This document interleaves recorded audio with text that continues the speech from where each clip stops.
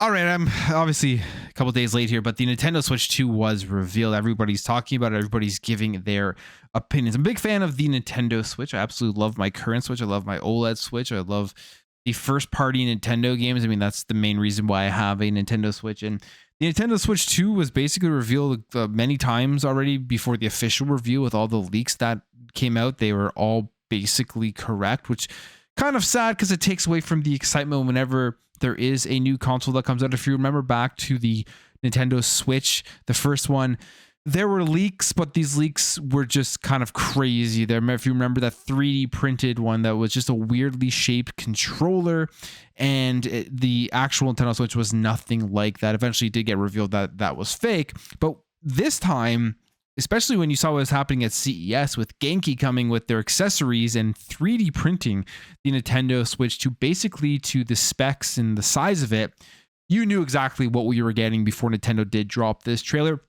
Nintendo just dropped it. That's what they did. There was no big spectacle around this. They just dropped a quick trailer here showing off the hardware and highlighting the major changes between the current Switch and the Switch 2. One of the right off of the bat, not even from the hardware perspective, the logo, they have a big number 2 on it. And I think this is very, very intentional from Nintendo. I don't actually like the way that it looks. I don't like the number 2. To me, it just isn't the best looking thing in the world, but I think it is a smart move by them because if you remember what happened with the Nintendo Wii going over to the Nintendo Wii U and just how many bad sales there were for that, how terrible the sales were, 13 million units that thing sold, which was an abysmal failure, which set Nintendo up for the Switch. So you can kind of say it worked out, but if the Switch didn't do well, who knows where Nintendo would be today because of that failure of the Nintendo Wii U. One of the big things with the Wii U is a lot of people believe that that gamepad was just kind of like an accessory to the current Nintendo Wii. They had no idea this was a brand new console with new games and some big upgrades over Nintendo Wii. And it was that was one of the main reasons I think it just did not sell very well. It has good games. The Nintendo Wii U, contrary to what a lot of people think, just because the console didn't do well, it actually had some great games from the first party perspective. So if you're ever out there checking them out, there's tons of stuff to actually go ahead and play. But when it comes to the Nintendo Switch and the Nintendo Switch 2, I think you're going to be hard pressed to see people confused as to, is this just an accessory or something that you add on to your current Nintendo Switch?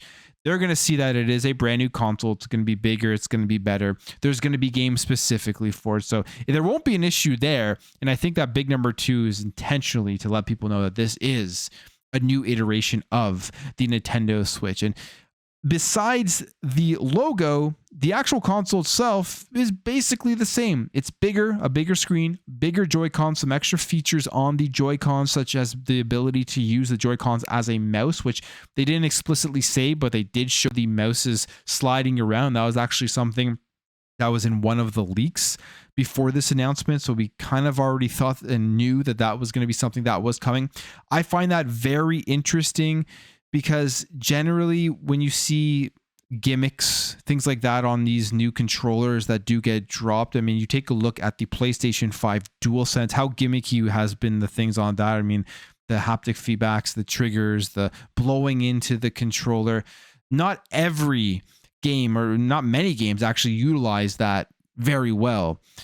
And with Nintendo, with these Joy-Cons, you think about some of the stuff on the Joy-Cons, you have like motion controls and everything. Not everything is always used. So with this mouse feature that they could have on there, I wonder, and I'm hoping that this isn't just a gimmick, that maybe this allows PC games that use a mouse of some for functionality to have a better chance on the Nintendo Switch 2. So for example, an RTS game, if it lands on the Switch 2, you can use that mouse to play the game and just make it easier to control your characters and units and all of that type of stuff. That to me would be extremely cool if they're able to utilize that not only from really a first party perspective, but also from third parties actually taking advantage of that additional functionality. We kind of seen that with something like the Lenovo Legion Go that does have mouse functionality on its controller. So maybe they were looking at that and thinking we can also use this maybe if people want to play a first person shooter for more precision when they're aiming. Lots of things you could think about what they could do here with this mouse style of Joy-Con as an additional feature, but I thought that was very, very cool. The other thing, obviously, the way that these Joy-Cons connect is different. Looks like they just slot in magnetic, or they just attach to the piece that's on the inside. I love the color schemes that they are doing here with the Joy-Cons, how they have the different colors for the attachment piece and the different colors behind the joysticks, which is obviously different than what we have here on the current Joy-Cons for the Nintendo Switch. So that part was very cool. I like that they're bigger because I have relatively big hands, and the current Joy-Cons always just didn't feel right because of the size of them. But these being bigger already, in my opinion, are going to be much comfier to use ergonomically. Now, the screen size is bigger. We don't have an official size of what it is, but the biggest thing here with the screen that I think most people are going to be questioning and asking is LCD or OLED. Because if you have a Switch OLED, which is what I have right now, if the Switch 2 is an LCD, I think even if it's a great LCD screen, because I mean, you can have some good screens, some great screens that are LCD, it will be a downgrade over the Nintendo Switch OLED. And I wonder how people will take that. I think it also depends on the price of the console itself, which leads me into how much is this thing going to cost? We've seen some leaks online. I don't know if they're real. I kind of doubt that they're real at this point, but we're seeing the pricing come in at now at $399 is what those screenshots or those pictures that are showing up online are saying. $399 US, so $400 of as an entry point for the Nintendo Switch 2. I think that's a sweet spot. I think if they go any higher than that, it's going to be harder to push that for a lot of people to jump in and buy it right away, especially people who currently have a Switch OLED. To go in and buy a Switch 2 right away, unless they're an enthusiast like myself, who will be picking this up day one, no matter what, even if it's like $400 or $500, I'll be saving the money already just to make sure that I get a Switch 2 day one. But unless you're somebody like me who's an enthusiast who gets these things day one, whenever these new consoles drop, for the person who just wants to get a Switch 2, over 400 and maybe harder right away. They'll probably just wait a little bit here. And for Nintendo, that isn't a good thing if you're looking at some of the analyst numbers that they are projecting. Nintendo is expecting to sell 20 million units of this thing in the first year, which would be 5 million units more than how the Nintendo Switch sold back in 2017. So they have to have the pricing correct. And I think it will. I think they will price this correct. I do believe 400 will be what they do launch this thing at. It just seems correct and seems like the sweet spot for a lot of people to be able to jump in. The other thing is the launch lineup. I mean, I think they'll have a ton of games at launch. They'll have some big first party games, maybe Metroid launches with it. Maybe we get a new Mario game. Maybe Mario Kart 9 launches with it. Like, those would be massive, massive. But I think for the Switch 2, the key for them right now is that they will have major third-party support from games that are currently playable on the Xbox and the PlayStation. If they get those, that just changes everything for a lot of people on the Switch 2. If they're going to be able to look at this as a handheld, they already have a big Nintendo Switch library because they did say this console is backwards compatible. Now, there will be some games that don't work on it. We don't know which games those are, but the reality is I think it'll be a very small amount of games that don't work on the Nintendo Switch 2. It'll be a small percentage of ones that have weird things going on with them that just don't allow them to switch over to the Nintendo Switch 2. So I'm not too worried about that. I saw a lot of people questioning that. I have no really worries. I think most games that people have and play are going to be able to be playable on the Switch 2.